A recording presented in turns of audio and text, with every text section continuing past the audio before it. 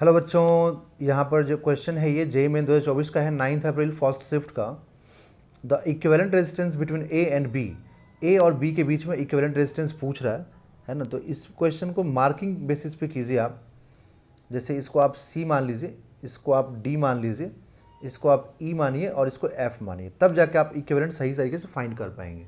अब देखिए यहाँ पर ई और एफ को एक सिंपल वायर से जोड़ दिया गया, मतलब ई और एफ का पोटेंशियल सेम होगा। सी और डी को ना एक सिंपल वायर से जोड़ दिया गया, इसका मतलब सी और डी का पोटेंशियल सेम होगा और हमें ए और बी के बीच में फाइंड करना है। तो हम लोग एक काम करते हैं, जो भी दो पॉइंट्स के बीच में फाइंड करना होता है बच्चों, उसको एकदम बिल्कुल एंड पे रखिए, बिल्कुल एंड में रखिए, है ना। और यहाँ पर सी और डी का सेम पोटेंशियल है, तो सी और डी को एक जगह रखिए, सी और डी को आप एक जगह रखिए। ई और एफ का पोटेंशियल सेम है, तो ई और एफ को एक जगह रखिए, ठीक है। फिर आप कनेक्शन स्टार्ट कीजिए। देखिए ए और सी के बीच में एक 6 ओम है, तो ए और सी के बीच में एक 6 ओम है, लगा दीजिए 6 ओम, ठीक है ना, 6 ओम हो गया। अब यहाँ से देखिए, तो यहाँ पर बी और एफ के बीच में 8 ओम है, तो बी और एफ के बीच में 8 ओम है, तो आप यहाँ पर 8 ओम लगा दीजिए, ठीक है।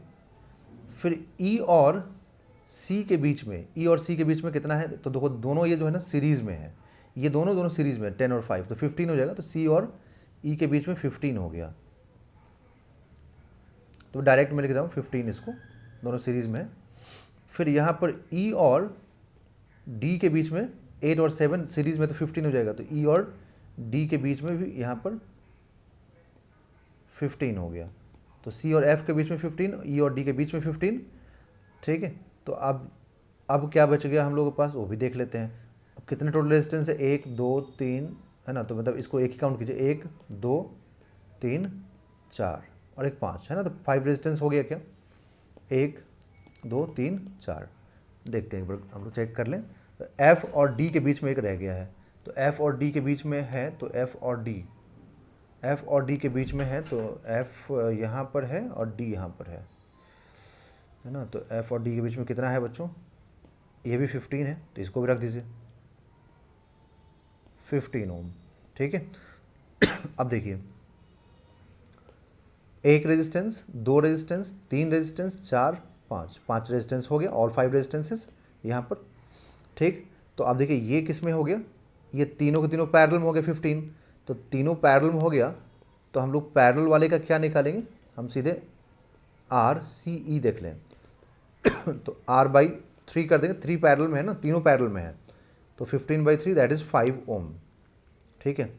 तो अब कैसे बनेगा सर्किट, ये 6 ओम, फिर इन सबको 15 को हटा के 5 ओम लगाइए, 5 ओम, फिर इन सबको हटा के 8 ओम लगाइए, ठीक है। तो देखिए अब क्या हुआ, 6 और 5 11 और 8 19, तो इसका आंसर 19 ओम होना चाहिए, ठीक है।